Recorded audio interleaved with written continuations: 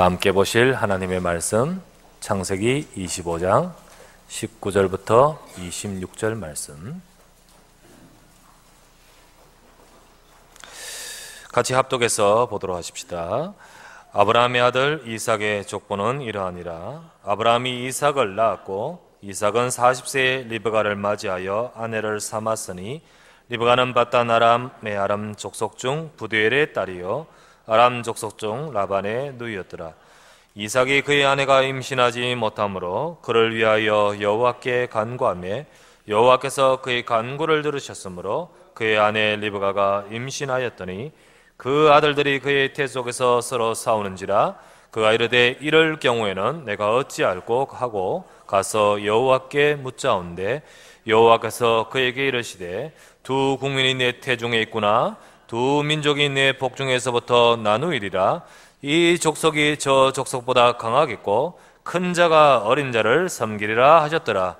그 해산 기한이 찬저 태 쌍둥이가 있었는데 먼저 나온 자는 붉고 전신이 터록 같아서 이름을 에서라 하였고 후에 나온 아우는 손으로 에서의 발꿈치를 잡았으므로 그 이름을 야곱이라 하였으며 리브가가 그들을 낳을 때 이삭이 60세였더라. 아멘.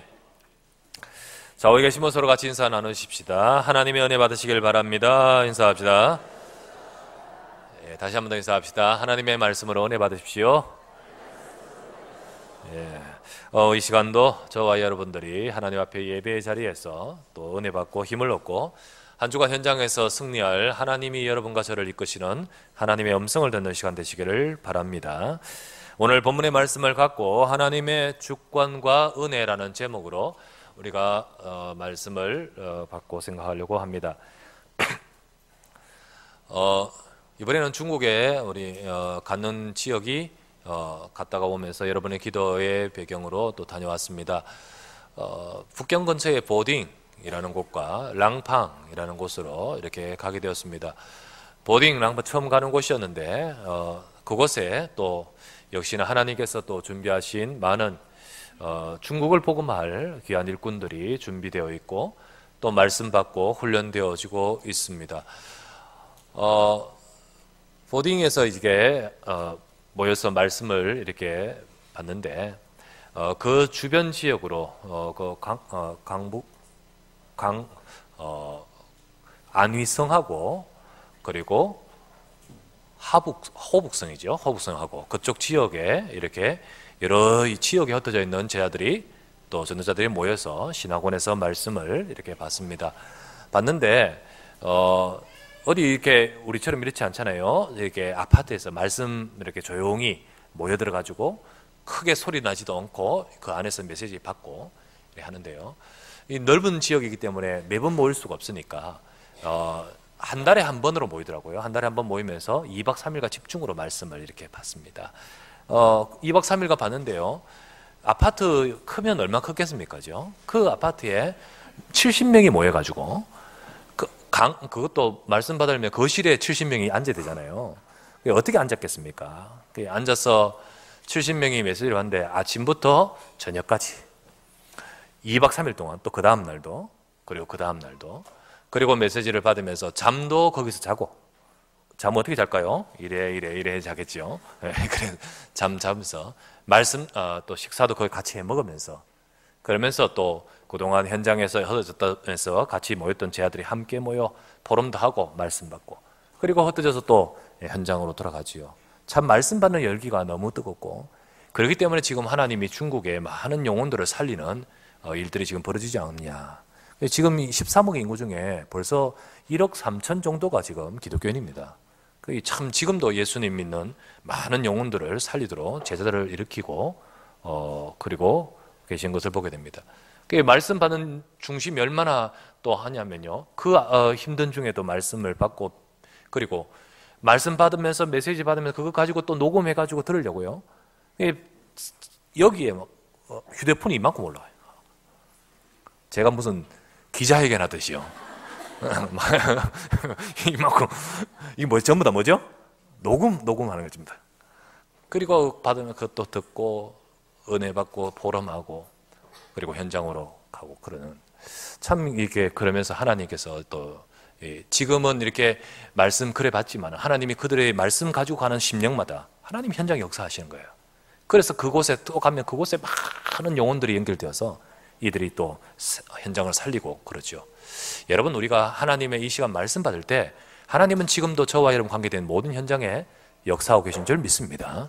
우리가 그 언약을 잡고 우리가 또 오늘도 은혜 받고 힘을 얻는 시간 되셔야 됩니다. 중국에 갔다 오면서 이제 북경에서 출발해서 오니까 한국 이제 서쪽으로 우리 서해 쪽에서 이렇게 쭉 들어오죠. 그래서 인천 이제 한국 다 도착했을 때 지금 어디쯤 왔냐 싶어서 앞에 스크린 있잖아요. 거기다가 이제 지도를 이렇게 비행기 항로가 있잖아요. 그걸 딱 보는데 문득 이런 생각이 들었습니다. 아, 북한하고 너무 가깝게 이렇게 오는 거 있죠. 그러니까 이 지금 사실 이게 지도상에서 그렇지만은 실제로 북한하고 우리하고 너무 떨어지지 않고 가깝잖아요. 여기서도 출발해서 뭐 1시간만 달리면 임진각에 곧바로 도착하잖아요. 그 앞에 이제 북한인데요. 근데 지도상에서 보면서 이 북한의 이 서쪽으로 해가지고 쭉 이렇게 내려와서 이렇게 한국으로 들어오는데 보면서 야, 이거 비행기 기장이 약간만 왼쪽으로 틀면 이거 왼쪽으로 약간만 틀면 저쪽 가는 거 있죠. 그래서 야, 북한하고 참 가깝구나 이런 생각도 하면서 그러면서 참 이게 멀지 않은 곳인데 여기하고 여기하고 그 지금 이 서울 여기하고 그 조금 떨어진 저쪽하고 얼마나 차이가 있습니까? 바로 지금 이 시간에 바로 이 시간에 여기는 지금 우리가 예배를 드리고 있지만은요. 지금 동시대 그 시간에는 지금 그곳에는 어떠하고 있습니까? 그래서 사실은 이래 보면서 야, 이 참 차이가 있구나. 만약에 내가 요쪽에 태어났다면 어떻게 됐을까? 그러면 저는 예수님도 모르겠고 사람은 환경을 넘어서기 힘들지 않습니까? 그 배경이 환경이 그런데 예수님도 모르겠고 그러면서 그 속에서 뭐 살아가지 않겠습니까? 몇 주 전에 영화를 하나 봤는데 영화가 그 북한의 실상과 그 속에 기독교인들이 순교하면서 지금 이렇게 지하교인들 그런 어떤 봤습니다.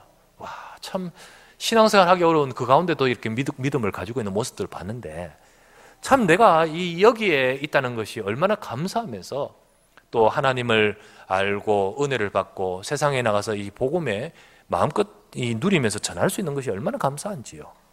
여러분과 제가 큰 축복 속에 있는 것임을 우리가 알아야 될 줄 믿습니다. 요즘 신문에 지진이 났던 소식들이 많았죠. 불의 고리라는 말이 있죠. 불의 고리. 불의 고리가 뭐냐면 환태평양 지진대, 태평양을 둘러싼 이 둥그런 이런 지진대를 불의 고리라고 합니다. 그 지진대에 있는 나라들이 지진이 많이 일어나죠. 예를 들어 일본도 그렇고요. 또 뭐 호주, 오스트레일리아 위쪽에 있는 뭐 솔로몬 제도 이런 쪽에 파푸아 뉴기니 이런 쪽과 그래 아무래도 저 네팔도 이거하고 연결되어서 아마 지진이 일어난 것 같습니다. 그래 이번에 지진이 많이 분분하고 그런데 네팔의 지진을 통해서 8,000명이 숨졌고 그리고 많은 사람들이 부상자가 있죠. 그걸 보면서 정말 여러분도 우리가 누가 거기에 살고 싶어서 살고 있습니까? 그죠?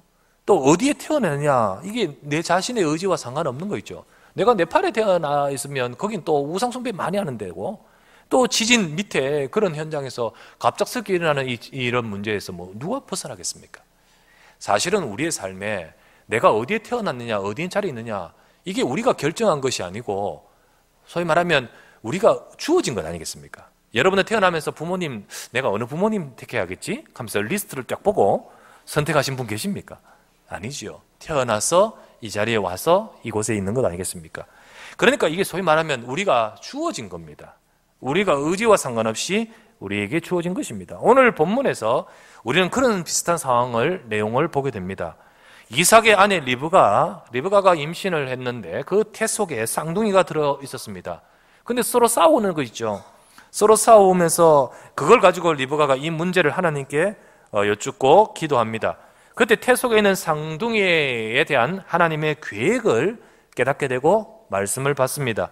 근데 두 아들이 두 민족으로 갈라질 것이며 경쟁하게 될 것인데 그런데 동생을 더욱더 크게 형이 동생을 섬길 것이다 라고 말씀하는 겁니다. 이렇게 동생을 택하셨다는 것을 말씀하는 내용이 오늘 내용입니다. 그런데 여기서 태어나기도 전에 그들의 의지와 성품, 그리고 그들의 노력이나 인물됨, 이거하고 전혀 상관없이 하나님께서 그들을 향한 하나님의 계획을 갖고 계시다는 거예요. 이것이 오늘 본문의 내용이 나옵니다. 여러분, 이것을 바로 뭐라 하냐면 하나님의 주권과 선택이라는 내용입니다. 하나님의 주권, 그리고 그 속에 있는 선택, 이것은요 굉장히 성경에서 중요한 내용인데, 이게 성경에서 굉장히 또 어떻게 보면 우리 인간의 이성 가지고 납득하기는 굉장히 어려운 부분이 들어있는 내용입니다. 그런데 오늘 본문이 바로 그 내용을 접하게 되는 것입니다. 여러분, 세상의 역사, 사람들의 삶에는요, 처음 인간이 하나님이 우리를 창조하셨을 때 인간은 하나님의 안에서 살아야 될 존재임을 말씀하시고 하나님의 형상대로 하나님과 함께 살 존재로 축복하여 창조하셨습니다. 그런데 창세기 3장에서 인간이 하나님을 떠나면서 범죄의 역사 시작되는데요, 그때 우리 인간에게 악한 마귀, 이 마귀가 나타나서 뭘 가지고 인간은 하나님을 떠나게 만들었냐면 결국은 너가 하나님 되라는 거 알겠습니까? 나 중심이었습니다. 그래서 하나님을 떠난 인간 중심으로서, 인간 중심, 그러면서 거기서 생각하고 활동하고 그것을 가지고 사상이 이루어지고 그것을 가지고 이 역사가 쭉 진행되는 것이 지금 인간사입니다. 그래서 인간 중심, 이걸 철학적 표현으로 인본주의라고 하겠죠. 인본주의. 인본주의 쭉 그러는데, 그러나 그때마다 아니다, 하나님이 계시고 하나님께서 우리에게 말씀하시는 것을 따라서 하나님을 만나는 인생에 대해서 가르침이 바로 뭐냐면, 그것을 표현하면 신본주의라고 할 수 있겠죠. 근데 사실은 역사가 이 두 가지 계속 싸움이에요. 계속 얽혀서. 사실 그러나 점점 이성이 중요시 여겨지고 이성의 능력을 강조하게 되면서 하나님 계시는 것을 인정하고 하나님이 주관하시는 것을 인정하기보다는 점점 사람들이 이게 인간 중심으로 모든 것이 흘러가는 거죠. 가는 겁니다. 그런데 그게 바로 우리의 한계이기도 합니다. 사람들이 여태 이성 가지고 하나님을 판단하고 알 수가 없는 부분이 우리의 한계죠. 사실 생각해 보시기 바랍니다. 저 러시아 가면요, 큰 호수들이 우리 지구 딱 지도로 펴면요 큼직하게 보이는 호수들이 있지 않습니까? 예를 들면 바이칼 호수라든지요, 이런 호수들은 어떻게 보면 한반도보다 더 커요. 그런 호수들의 속에 살고 있는 물고기 한번 보십시다. 물고기가 살면서요, 지 물고기 평생 다니면서 그 호수 다 돌아다녔겠습니까? 그런데 살면서 생각하기를 내가 지금 갇혀있다고 생각한들 할 수 있겠습니까? 자기가요, 내가 갇혀있는 물고기, 물론 어항에 있으면 금방 알겠지만은 그런 어마어마한 곳에 있으면요 아마 평생을 다니면서도 그걸 못 깨달을 거예요. 모르고 살 거예요. 어쩌면 우리가요, 우리의 이성을 넘어선 하나님의 큰 주권의 이 내용을 사실 사람들이 모르고, 그러다 보니까 왈가불가하는데, 그러나 하나님은 말씀을 통하여 저와 여러분에게 계시해 주신 것이 바로 이거라는 겁니다. 그래서 우리는 오늘 이 말씀을 통해서 비록 우리의 머리로 판단하기에 어려운 부분이 있지만은 이 시간 믿음으로 또 하나님의 말씀 속에서 여러분과 제게 주시는 하나님의 주권, 그리고 그 속에서 우리 주시는 은혜를 여러분과 제가 찾고 그리고 깨닫고 붙들고 나갈 수 있는 우리 모두가 되시기를 바랍니다. 그러면 첫 번째 우리가 생각할 말씀 내용이, 여러분, 하나님의 백성에게 있는 문제 또한 하나님이 주관하신다. 우리가 이걸 한번 생각하십시다. 하나님의 백성에게 있는 문제 또한 하나님이 주관하십니다. 우리는 예수님을 믿으면서 모든 일이 순조롭게 되기를 기대하지요. 그리고 형통할 것을 기대하고 또 기도도 그렇게 합니다. 그런데 하나님께서 역시 실제로 하나님의 백성들과 함께 하시면서 우리의 삶을 그렇게 하십니다. 하나님은 하나님의 백성들의 삶을 도우시고 그리고 이끌어 가시면서 우리의 삶에 정말 축복하십니다. 그러나 때때로 하나님의 언약의 백성이고 하나님이 함께 하시는데도 그 하나님의 백성들에게 하나님이 어려움을 주실 때도 있습니다. 그러면 하나님이 모든 것을 주관하시는데 그 내게 온 어려움은 하나님이 놓쳐버린 거거나 하나님이 실수하거나 하나님은 그 부분을 아예 생각하지 않는 부분인가요? 그런가요? 때로는 우리에게도 어려움이 올 때도 있습니다. 자, 그러면 왜 그럴까요? 왜 우리의 삶에 하나님의 백성에 대해 어려움이 있을까요? 여기에 대해서 우리는 하나님의 깊은 뜻이 있음을 발견하셔야 됩니다. 이때 우리는 중요한 깨달음을 얻어야 돼요. 전도서 7장 14절 말씀에 이런 말씀이 있습니다. 전도서 7장 14절에 형통한 날에는 기뻐하고 곤고한 날에는 되돌아보라.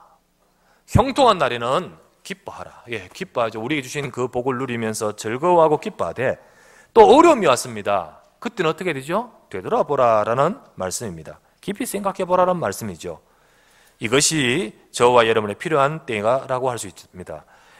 이삭이 오늘 나오는데 이삭은 하나님의 인도를 받아서 리브가와 결혼했음을 저는 보았습니다.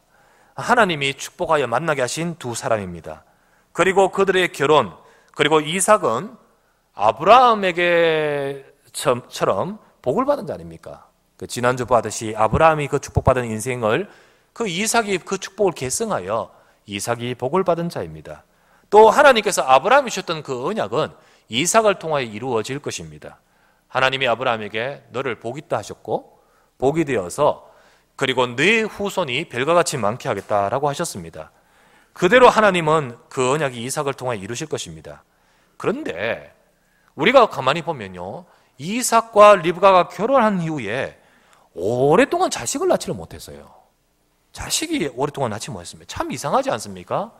하나님께서 그렇게 하나님이 분명히 약속하신 하나님의 백성이고 또 함께 하시고 복 주신 백성이고 분명히 복을 받은 자여서 또 그 축복이 또 후손이 별과 같이 많겠다 하셨는데 왜 이렇게 자식이 없습니까? 왜 자식이 이렇게 없어요? 몇 년 동안 자식이 없었냐? 자녀가 태어나지 않았냐? 20년이었습니다. 여러분 20년이 짧지 않죠? 결혼한 이후에 20년 동안. 그 20년 동안 기다리고 기다리지만은 자식이 없었습니다. 몇 살 때? 40대 살 때 이삭은 결혼하여서 이삭이 이제 그 아이들을 낳은 야곱과 에서를 낳았을 때가 60세였습니다. 그럼 20년 동안 하나님이 자녀를 주시지 않았습니다. 왜 빨리 주시지 않았을까요? 그러면 하나님은 이삭에게 자녀를 당연히 주실 것이어야 되는데 왜 20년이 지나도 자녀를 안 주십니까?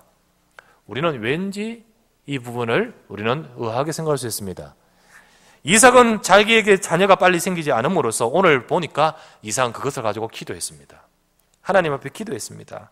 그리고 응답받았다고 되어 있습니다. 그래서 자녀를 주셨는데 20년 만에 응답이었습니다.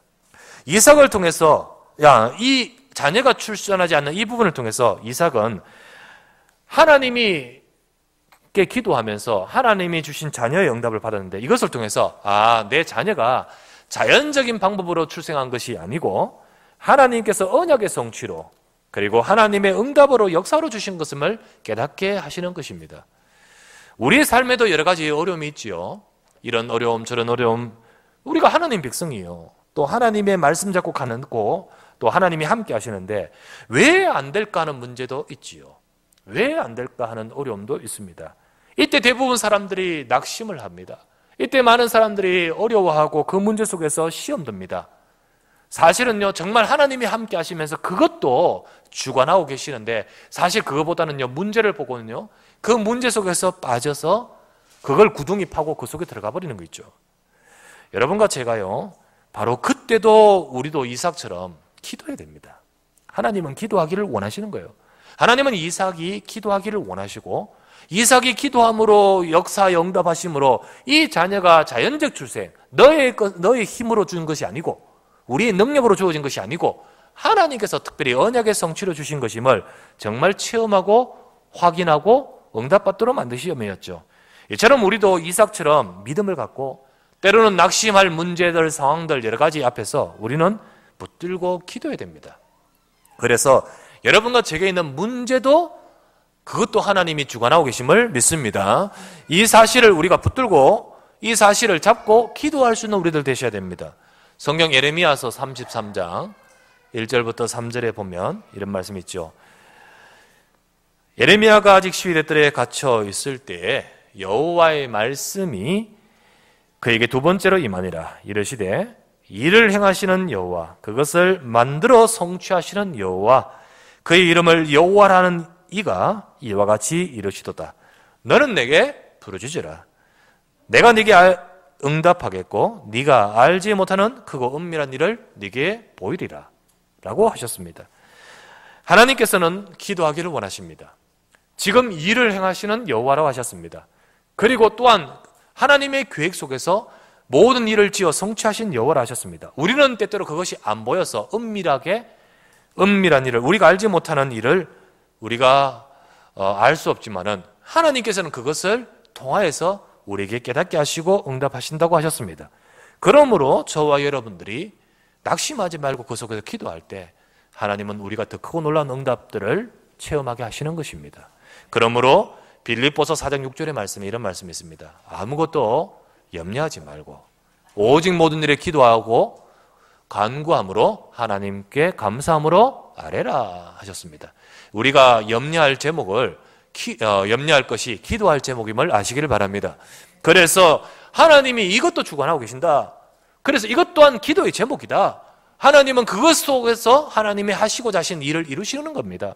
이것을 알게 될 때 저와 여러분들은 중요한 응답들을 받아갈 수 있습니다. 이처럼 이삭은 자기에게 자녀가 없을 때 참 이상하잖아요. 분명히 응답하셔야 될, 자연스럽게 그 자녀는, 아브라함은 그랬다 할지라도 이삭은요, 그러면 빨리빨리 많이 출생해야 되지 않겠습니까? 그런데 기다리신 이유가 있지요. 우리는 이 모든 일들, 우리의 주변의 모든 일들 문제 속에서도 사실은 하나님의 주관하심, 하나님께서 저와 여러분들과 함께 하시는 가운데 주관하심을 보셔야 됩니다. 그래서 두 번째 우리가 깨달아야 될 것은, 여기서 깨달아야 될 것은 하나님의 주권입니다. 여러분, 두 번째, 하나님의 주권과 또 주권적 선택에 대해서 깨닫게 돼야 됩니다. 이삭이 응답을 받았습니다. 자녀가 임신했지요. 이삭이 임신한 게 아니고 리브가가 임신했습니다. 그런데 그 임신한 자녀가요, 쌍둥이였습니다. 근데 이 쌍둥이가요, 태 속에서 이것들이 굉장히 이게 막 싸우네요, 둘이.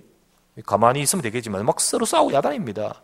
그러다 보니까 이 산모가 어쩔 줄을 모르겠는 거죠. 이게 왜 이러냐 싶어 놀랐습니다. 그리고 이걸 가지고 어떡하죠? 기도합니다. 기도해요. 여러분, 요즘은 기도할까요, 안 할까요? 이거 가지고. 산부인과가 초음파 검사하겠지. 기도 안 하고 쫓아가서 산부인과 가서 이게 뭔 일입니까 싶어서 초음파 검사하겠지요. 예, 그거 보고 결과 보고 그렇구나라고 끝나겠지. 기도 잘 안 할 겁니다. 근데 이삭은 리브가는 기도했습니다. 뭐 요즘 발달한다고 해서 너무 좋은 것만은 아닌 것 같습니다. 왜요? 리브가가 여기서 기도하면서 진짜 중요한 응답을 받았거든요. 우리가 산부인과 초음파 검사하면요, 결과는 알겠지만은 그 속에서 감추어 있는 중요한 하나님의 계획은 깨달을 수가 없는 거죠. 그래서 어떻게 보면 여기 이삭이 이렇게 말합니다. 리브가 이렇게 말합니다. 자, 한번 보십시다. 22절. 그 아들들이 그의 태 속에서 서로 싸우는지라 그가 이르되 이럴 경우에는 내가 어찌할꼬 가서 여호와께 묻자온대. 여기 중요하다 싶습니다. 여러분, 조금 전에 이런 일 저런 일, 물론 우리 산부인과 가서 초음파 검사해야 됩니다. 여러분, 우리가요 이게 무시하란 말이 아닙니다. 다 해야 됩니다. 그런데 이럴 경우에는 내가 어찌할꼬 하면서 산부인과 가는 것이 아니고, 때로는 산부인과 가지만은 소위 말하면 우리가 이럴 경우가 우리 주변에 많이 있습니다. 이럴 경우 저럴 경우 많은데, 그때 저와 여러분들이 내가 어찌할꼬 가서 여호와께 묻자온대. 여러분, 이게 저와 여러분이 있어야 되는 겁니다. 여러분, 기도하는 여러분 되시길 바랍니다. 이럴 경우 저럴 경우 어찌할꼬, 사실은 믿음의 사람, 하나님의 사람은요, 이 모든 것들 속에 하나님의 주관하심을 알고 기도하는 저와 여러분 되셔야 됩니다. 리브가가 거기서 기도하면서 참 중요한 응답을 받는 것이 바로 우리 조금 전에 말씀드렸던 하나님의 중요한 것을 깨닫게 됩니다. 그게 바로 23절이었습니다. 여호와께서 그에게 이르시되 두 국민이 네 태중에 있구나. 두 민족이 네 복중에서부터 나누리라. 이 족속이 저 족속보다 강하겠고 큰 자가 어린 자를 섬기리라 하셨더라. 큰 자가 어린 자를, 그 형이 동생을 섬기는 이 내용을 말씀하십니다. 자, 때가 되어 그 해산 기한이 찬적 태상둥이가 있는데, 먼저 나온 자는 붉고 전신이 토록 같아서 이름을 에서. 두 번째 후에 나오는 손으로 에서의 발꿈치를 잡고 나오는데요, 속에서부터 경쟁하더니 막 끝까지 나오면서부터 경쟁하여 그 이름을 야곱이라 했는데, 우리가 아는 야곱, 우리가 여기서 야곱입니다. 아브라함, 이삭, 야곱, 이 야곱입니다. 이 야곱을 태어나는데 리브가가 그들을 낳을 때 이삭이 60세였더라 라고 되어 있습니다. 자, 여기서 이삭에게 리브가에게 깨닫게 하신 두 민족이 네 태중에 있고 이 큰 자가 어린 자를 섬기리라 라고 했는 내용입니다. 자, 여기서 특별한 점이 있습니다. 여러분 한번 생각해 보시죠. 하나님이 그들이 태어나기 전에, 이 두 아들이 태어나기도 전에 그들에 대해서 결정하셨다는 것이 이게 특별한 겁니다. 그들에 대해서 결정하셨어요. 뭘 결정하셨어요? 하나님께서 아우를 택하시고 그리고 형보다 위에 두셨습니다. 곧 형은 동생을 섬기게 될 것이라 하셨습니다. 자, 결국 이 말은 단순히 섬긴다, 형 동생이 바뀐 이 말이야 영적인 것입니다. 곧 아브라함에게 주셨던 그 축복이 이스마엘이 아니고 우리가 알다시피 이삭 아닙니까? 근데 그 이삭의 언약적 축복이요, 이삭에게 태어난 아들은 둘 다 아들이 맞지만은, 그러나 하나님은 야곱이라는 그 야곱을 통하여서 언약적 축복의 성취가 이루어지는 것입니다. 자, 그런데 이 선택은 여러분 한번 보십시오. 어떤 선행에 의해서 결정된 것입니까? 공적에 의해서 선택된 것 아니지 않습니까? 그들이 곧 두 아들들이 어떤 행동이나 생각이나 이런 거 하기 전에 전적으로 하나님의 주권적인 선택에 의해서 이루어진 것이란 말입니다. 자, 이 부분이 참 어려운 부분입니다. 이 바울이 이걸 이 계시 가운데서 이 말씀 가운데 깨닫고 있는 이 바울이, 자, 성경을 기록하여서 이 부분을 인용하여서 중요한 우리에게 깨달음을 말씀을 주고 있습니다. 자, 성경 찾겠습니다. 로마서 신약성경 251페이지입니다. 신약성경 251페이지를 찾으십시다. 로마서 9장입니다. 그것이 로마서 9장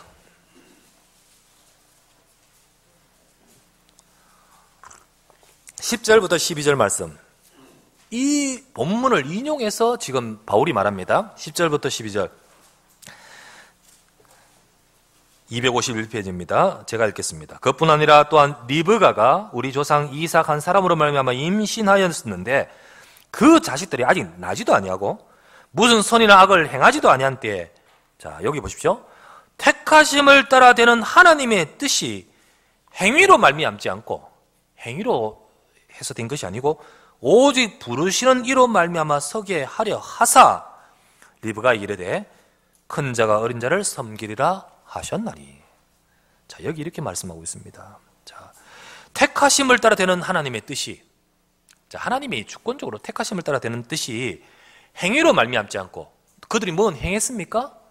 그들에게 뭐 잘하고 못하고 그런 게 없었잖아요. 행위로 말미암지 않고 오직 부르시는 이로 말미암아 이게 되어졌다는 거예요. 서게 하려 하사라고 이 말씀은, 이게 바로 뭐냐? 하나님의 주권에 대한 말씀입니다. 주권에 대한 말씀. 그런데 이 부분을요, 사실은 사람들이 믿지 않습니다. 불신자들은 안 믿는 것은 분명히 뭐야? 예수 믿는다, 기독교인이다 하면서도 실상은 이걸 믿지 않고, 그리고 인간 중심, 내 노력 중심, 우리 이렇게 생각하면서 신앙생활 하는 경우도 너무 많습니다. 그런데 하나님의 말씀에는 분명히 이렇게 말씀합니다. 하나님은 하나님의 주권 속에서 택하시되, 그리고 부르시고, 그리고 역사하고 계십니다. 자, 이 택하심과 이 선택은 오늘 우리에게도 똑같이 그대로 적용됩니다. 그대로 원리로 그대로 이루어집니다. 우리가 이 시간 구원받은 것이요, 또 하나님의 자녀된 것이 하나님의 주권과 선택에 의해서 되어졌다는 겁니다. 여러분이 선한 일을 행했기 때문에 괜찮네 이 사람 싶어서 하나님께서 우리를 택하신 게 아니라는 거죠. 또 우리가 예수를 믿기로 내가 스스로 결정하고, 그리고 이제 예수 믿는 자로서 좀 이렇게 살아야 안 되겠냐 하면서 살았기 때문에 하나님이 우리를 하나님의 자녀로 삼으시고 구원하신 게 아닙니다. 세상에 안 믿는 사람, 세상에 하나님 모르는 사람들 중에도 우리보다 더 훌륭한 사람, 우리보다 더 위대하고 더 정말로 바르게 사는 사람이 너무너무 많습니다. 하나님께서는 저와 여러분들의 우리의 조건을 보시지 않고, 우리의 조건이 아니라 오직 당신의 하나님의 주권적인 뜻에 따라서 저와 여러분을 선택하셨다 하셨습니다. 이것이 바로 중요한 하나님께서 우리에게 말씀하시는 겁니다. 영세전부터 하나님께서 계획하신 바, 나를 택하시고 나를 은혜 베푸시고 축복하고로 작정하셨다는 겁니다. 그런데 이 부분에서 굉장히 사람들은 오해를 하게 되고요, 그리고 틀린 생각을 하는데, 틀린 생각이 어떤 생각이냐, 한마디로 말하면 이 부분에서 생각이 걸리는 겁니다. 걸려요. 이 돌이 탁 걸려서 넘어지듯이 여기서 이 부분에 탁 걸려버립니다. 어떤 생각으로 딱 걸려 넘어지느냐, 아니 그러면 하나님 불공평하지 않느냐? 그렇죠, 그죠? 뭐냐? 그러면 택한 자는 좋은데 택함 안 받은 저 사람은 어떡하느냐, 저 사람. 소위 말하면 두 아들 중에 한 명, 다른 한 명은 어떡합니까? 다른 한 명은 어떻습니까? 많은 사람들은 이 부분을 가지고 따지기 시작합니다. 그러나 그래서 불공평한 거 아닙니까? 하나님. 그런데 여러분 여기서 우리가 생각을 제대로 해야 됩니다. 이 부분은요, 공평하다 불공평하다의 문제가 아닌 거예요. 이 부분은 공평하다 불공평하다 할 일이 아니라 아까도 말했듯이지만 하나님의 주권에 대한 것입니다. 주권이란 말이 뭐냐? 여러분 우리 옆집 아파트에, 바로 옆집 아파트의 그 집에, 예를 들면 그 집 주인이 자기 집에 있는 그릇이 여러 가지 있는데, 나 이거 밥그릇으로 쓸래, 나 이거 국그릇으로 쓸래, 나 이 과일 그릇으로 쓸래, 나 이거 마음에 안 들어, 이 그릇은 안 쓸래 라고 하는 것은 우리가 왈가불가할 일이 아니라는 거죠. 그렇지 않습니까? 이렇게 비유한다고 해서 충분히 비유는 안 되지만은, 설명은 안 되지만은 이게 바로 하나님의 주권이라는 부분인 것입니다. 그래서 이건 제 말이 아니고요, 바울의 말입니다. 성경의 말씀입니다. 자, 성경의 바울이 이렇게 말합니다. 자, 이것에 대해서 불공평하다 생각하는 사람 있지? 그런 사람들에게 이렇게 말합니다. 조금 전에 펴놓았던 성경 한번 보십시다. 덮었습니까? 덮지 마십시오. 로마서 9장. 바울이 아까 말했던 그 리브가, 이삭, 거기에 대한 하나님의 계획, 하나님이 주권을 말하면서 14절에 이렇게 말합니다. 14절 말씀에 16절까지. 그런즉 우리가 무슨 말을 하리요? 하나님께 불의가 있느냐? 그럴 수 없느니라. 모세에게 이르되 내가 긍휼히 여길 자를 긍휼히 여기고 불쌍히 여길 자를 불쌍히 여기리라 하셨으니, 그런즉 원하는 자로 말미암도 아니요 다른 박질하는 자로 말미암도 아니라 오직 긍휼히 여기시는 하나님으로부터 되어진 것이라는 거예요. 하나님으로부터 말미암은 것이다. 그래도 그렇지요. 그래도 그렇지. 그때 이제 이렇게 말합니다. 이어서 20절에서 23절. 이 사람아, 네가 누구에게 감히 하나님께 반문하느냐? 지음을 받은 물건이 지은 자에게 어찌 나를 이같이 만들었냐 하겠느냐? 토기장이가 진흙 한 덩이로 하나는 귀 있을 것을, 하나는 천이 있을 것을 만들 권한이 없겠느냐? 만일 하나님이 그의 진노를 보이시고 그의 능력을 알게 하시고자 하사 멸하기로 준비된 진노의 그릇을 오래 참으심으로 관용하시고, 또한 영광받기로 예배하신 바 긍휼의 그릇에 대하여 그 영광의 풍성함을 알게 하고자 하셨을지라도 무슨 말을 우리가 할 수 있겠느냐?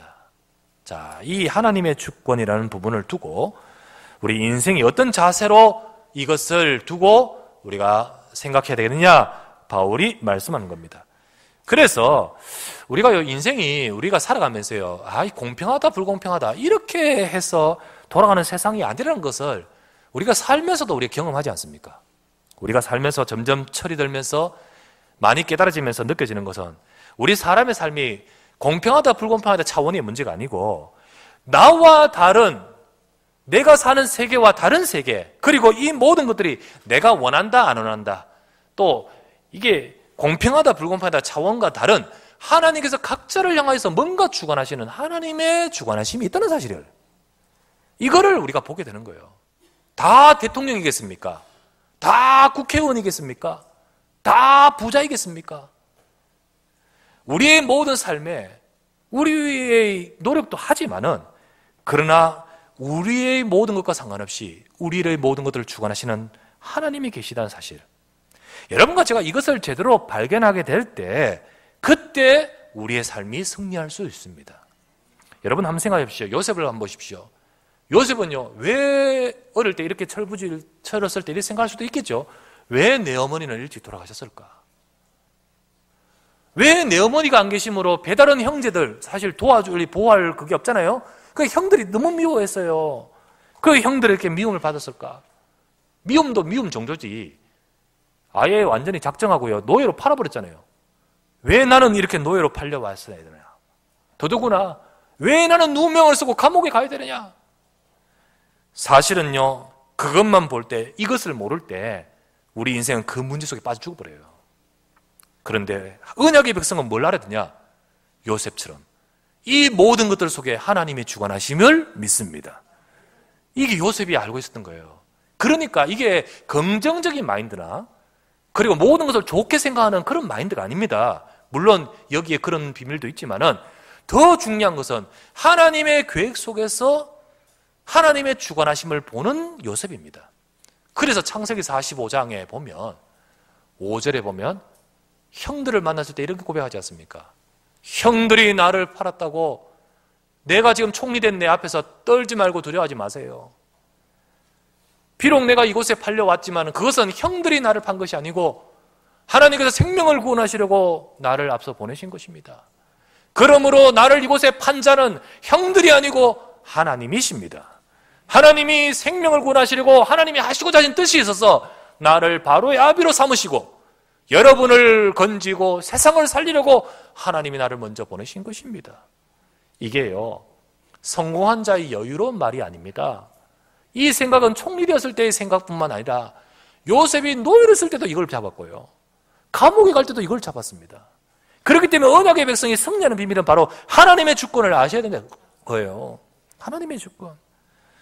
여러분과 제가요, 지금도 하나님께서 저와 여러분 인생과 함께 하시며 우리의 모든 것들을 주관하심을 믿으시기를 주의 이름으로 축원합니다.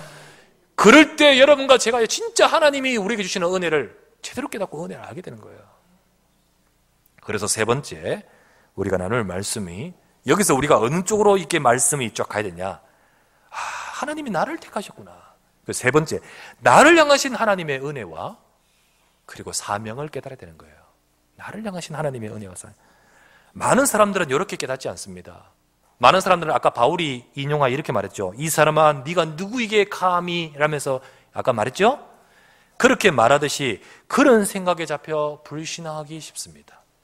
세상 사람들은 물론 하나님 모르는 사람들은 당연히 그렇겠지만은, 그러나 예수님 믿는다 하는 기독교인 신앙생활 속에서도 하나님의 주권을, 하나님께서 역사하심을 보기보다는 전부 인간 중심으로 신앙생활할 때가 많습니다.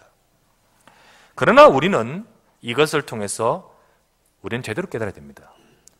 우리는 뭘 깨달아야 되냐? 하나님이 내게 은혜를 베푸셨구나. 하나님께서 내게 베푸신 은혜와 또 하나님이 나를 향하신 계획과 그리고 나에게 주시는 사명을 깨닫는 것이 중요한 것입니다. 여러분과 제가요, 이걸 붙들어야 됩니다. 하나님께서는요, 여러분과 저를 아무 조건도 없이, 조건을 보고 택했다면 나는 절대 이 자리에 못 있습니다. 조건을 보고 택했다면 저와 여러분들은요, 구원받을 자가 없을 거예요. 하나님의 눈높이에 누가 맞겠습니까? 그런데 하나님은 아무 조건도 없이 나를 영세전에 택하사 구원하시고 하나님의 자녀로 삼으셨다 하셨습니다. 이게 바로 은혜 아닙니까? 이게 바로 누구에게? 내게 주신 은혜 아닙니까? 에베소서 1장 3절에서 5절 말씀에 이런 말씀이 있습니다. 에베소서 1장 3절에 찬송하리로다. 찬송할 만하죠. 하나님 곧 우리 주 예수 그리스도의 아버지께서 그리스도 안에서 하늘에 속한 모든 신령한 복을 우리에게 복 주시려고 주시되 곧 창세전에 그리스도 안에서 우리를 택하사 우리로 사랑 안에서 그 앞에 거룩하고 흠이 없게 하시려고, 죄인된 인생, 멸망할 인생이 아니라 구원받은 인생으로 거룩하게 하시려고 그 기쁘신 뜻대로 우리를 예정하사 예수 그리스도로 말미암아 자기의 아들들이 되게 하셨다는 거예요. 여러분, 이게 바로 내게 주신 은혜인 줄 믿습니다. 여러분과 저를 창세전에 택하셨다. 우리 아버지 어머니도 나를 몰랐죠. 태어난 후에도 났어야 알지 어떻게 알겠습니까? 근데 그 이전부터 나를 창조하신 영원하신 하나님은 나를 아시고 나를 택하시고 나에게 향하신 하나님의 축복된 계획을 갖고 계셨던 것입니다. 이 시간 지금 교회 다니지만 이것이 어제 오늘의 일이 아니라는 거죠. 내가 한다고 해서 한 일이 아니라는 거죠. 저와 여러분은 하나님의 은혜를 받은 자예요. 그리고 우리가 많은 사람들의 부딪힐 돌, 곧 걸림이 되어서 생각에 걸려서 넘어지지 싶지만은, 여러분과 제가 하나님을 알고 복음을 깨닫고 하나님의 자녀가 되도록 하게 하신 것은 전적으로 하나님의 은혜임을 믿습니다. 하나님의 은혜인 거예요. 내게 주신 하나님의 은혜를 발견해야 됩니다. 내가 하나님의 은혜 받은 자구나. 내가 야곱처럼, 내가 이스라엘 하나님의 백성으로 부르심을 받았구나.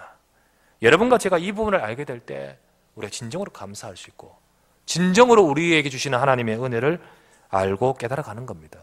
그런데 우리가요, 하나님의 은혜를 발견하기보다는 이것을 알게 될 때, 내 인생을 주관하시고 또 지금도 역사하시는 하나님을 알게 될 때 우리는 모든 일들 속에서 하나님의 주권과 또 하나님의 주관하심을 보고 믿음으로 승리하면서 기도도 할 수 있고 할 수 있는데, 이걸 모르면요 우리는 내 힘으로 살아야 되는 거예요. 근데 이게 뼛속 깊이 우리 속에 이게 뿌리 내려져 있습니다. 여러분, 이 말씀을 들으면서 나를 내려놓고 하나님의 약속을 붙들기를 주 이름으로 축원합니다. 우리 속에 뼛속 깊이 내려져 있는 게 뭐냐? 창세기 3장부터 시작된 나입니다. 나. 그 속에서 죄가 들어오고 불신앙이 들어오고 사단이 역사한 겁니다. 나입니다. 어제 예원교회 갔다가 거기서 이 핵심 메시지 듣고 말씀 듣고 은혜 받고 나오다가 이렇게 우리도 있잖아요. 설교 이렇게 녹취했는 거. 그게 있더라고요. 그래서 제가 받아서 또 말씀 한번 읽어보려고요. 받아서 쭉 보는데 쭉 내용 가운데서 뭐가 있냐면 각인 뭐죠? 뿌리 뭐죠? 체질. 이게 우리 속에 뿌리 깊이 있다. 이 내용이 있는데 거기 뭐라 적혔냐면 각인, 뿌리, 치질 이렇게 적혀있는 거죠. 체질이 치질. 그래가지고 제가 그거 보면서요 한참 웃었습니다. 각인, 뿌리, 치질. 잘못 쳤는 거지. 그래도 잘못 쳐도 그래 치질도 깊이 뿌리 박혀있지. 치질도 안 빠져. 그래. 그래도 어쨌든 성령인도 받고 적었다 싶어서 각인, 뿌리, 치질이나 각인, 뿌리, 체질이나 어쨌든 뿌리 깊이 내려져 있는 것은 똑같아요. 여러분, 우리 속에 뿌리 깊이 내려져 있습니다. 뭐요? 내 속에 하나님 약속의 말씀 붙들기보다는 불신앙하고 내 생각, 내 불신앙 이것 따라가는 끊임없이 우리 속에 있는 체질. 우리가요, 하나님이 영세전부터 나를 택하시고 나를 향하신 하나님의 계획과 은혜를 발견하게 될 때 진짜 감사가 나고, 그럴 때 우리는요 내 인생을 향한 하나님의 계획을 발견하게 됩니다. 여러분, 에서와 야곱 중에 야곱을 불러 내가 그를 통하여 하나님께서 하시고자 하는 계획이 있잖아요. 이 하나님의 계획을 발견하고 그리고 사명을 이뤄가는 인생이 되게 되는 것입니다. 하나님이 태중에 한 명 야곱에게 축복의 뜻이 있었듯이 내 인생을 향한 축복의 뜻이 있는 것입니다. 계획이 있는 것입니다. 하나님이 나를 향하신 계획을 발견할 때, 곧 천명을 찾을 때, 이것을 깨달을 때부터 우리 인생은 복된 인생의 삶을 살아가도록 인도받게 되는 것입니다. 그것이 바로 우리가 지난번에 보았듯이 아브라함처럼 복된 인생이 되는 거예요. 여러분, 아브라함을 부르실 때 복된 인생으로 부르시고자 그를 불러, 그리고 아브라함을 복되게 하시고 더 나아가서 너로 인하여 열방을 복되게 하겠다 했잖아요. 우리가 생각하기를 아브라함 불렀는데 그러면 저 사람들은 어떡합니까? 우리는 그것이 아니라 아브라함을 불렀다는 사실에 주목해야 됩니다. 여러분과 저를 불렀다는 사실에 주목해야 됩니다. 그리고는 내가 이 축복을 알고 내가 저 사람 살려야 된다는 거죠. 그게 바로 하나님의 뜻이라는 겁니다. 여러분과 제가 진짜 하나님의 은혜를 발견하고 내 인생을 주관하시는 하나님의 은혜를 발견하고 여러분을 통해서 현장을 살리는 우리 모두가 되시기를 바랍니다. 지금 저 북한에서 탈북자로서 나와가지고요, 나와가 보니까요 살려고 나왔지. 사실은 진짜 이런 체제에 하루 못 살겠다 싶어서 생명으로 살려고 나왔지. 근데 살려고 나왔다가 보니까 복음 발견했어. 수없이 많은 살려고 나왔던 사람들 중에는 대부분 다 육신적인 관점으로 나왔지만 그 중에 한 명 복음 발견했어. 참, 그 복음 발견한 그 사람이 가만히 보니까 나의 고향과 저곳이 진짜 중요한 영적인 문제 속에서 복음이 필요하다는 사실을 알고, 그리고는요 나와서 잘 살려고 하는 것이 아니라 내가 다시 돌아가야겠다, 내가 다시 들어가야겠다, 복음 가지고 그들을 살려야겠다고 하면서 지금 복음으로 훈련받는 사람이 많습니다. 신학교에도 와가 있잖아요 지금. 그리고 훈련받으면서 언젠가 내가 다 살려고 나와서 다시는 지긋지긋하게 들어가기 싫은 그곳 들어가려고 또 들어갔고. 왜요? 하나님의 나를 향하신 계획을 발견했기 때문이죠. 여러분, 이 시간 이 자리에 계신 우리들, 나를 향한 하나님의 계획이 있어요. 때로는 어려움이 있죠. 그것까지 기도하기를 원합니다. 이것도 주관하고 계실 줄 믿습니다. 그리고 그 속에서 기도하면서 중요한 응답들을 찾아내는 거예요. 하나님은 저와 여러분들 이 은혜를 세상에 전할 전도자의 인생으로 부르셨습니다. 결론을 맺습니다. 여러분, 이 시간에 결론을 맺으면서 남아야 될 것은요 다른 것 없습니다. 몇 가지 남아야 됩니다. 첫 번째, 나는 은혜 받은 자이구나. 이게 남아야 돼요. 나는 예수 그리스도의 복음 깨닫도록, 이 복음 안에서 구원받고 하나님의 자녀 될 수 있도록 영세전부터 계획하신 하나님의 은혜 받은 자이구나. 이것이 내 속에 딱 남아야 돼요. 그리고 두 번째, 어떤 문제가 있다 할지라도 이 모든 것들도 하나님의 주관하시기 때문에 나는 기도하면 되겠구나. 이게 남아야 돼요. 이게 어떤 것도요, 나는 기도할 제목입니다. 세 번째, 하나님이 그런 나를 향하여 하나님의 뜻이 있기에 그 뜻을 발견하고 내가 주님께 쓰임받는 주님의 계획을 이루어가는 인생으로, 복된 인생으로 쓰임받아야겠구나. 그게 바로 전도자 인생. 여러분과 제가요, 이것을 딱 잡는 것이 오늘 말씀의 마지막 결론으로 남아야 될 내용들입니다. 여러분들이 이 시간에 하나님의 주권, 나를 향한 하나님의 주권, 그리고 그 속에서 나를 향한 하나님의 은혜를 발견하는 우리 모든 사랑하는 주의 백성 되시기를 주의 이름으로 축원합니다. 하나님 감사를 드립니다. 오늘도 이 시간에 주 앞에 함께 예배하며 주의 말씀의 약속을 잡고 서게 하시니 감사를 드립니다. 하나님 이 시간도 우리를 부르사 내가 하나님을 알기 전 이전부터 영세전부터 하나님 우리를 아시고 하나님이 우리를 불러 축복된 언약을 따라 그 속에서 은혜 받을 자로 불러주시니 감사를 드립니다. 이 은혜 속에 있는 자로서 부름을 받고 이제 깨닫고 보니까 하나님 내 인생 모든 것들을 주관하고 계시기에 우리가 세상의 사람과 세상의 불신자들과 아닌 다른 정말 하나님의 주관하심을 보며 모든 일들을 두고 하나님께 기도하며 하나님 앞에서 인도받을 수 있는 주의 백성되도록 인도하여 주시옵소서. 이 시간 혹시 아픈 일이 있습니까? 어려운 일이 있습니까? 문제 속에 있는 자 있습니까? 걱정되는 일들을 가지고 있는 자 있습니까? 하나님은 그것 또한 주관하고 계신 줄 믿습니다.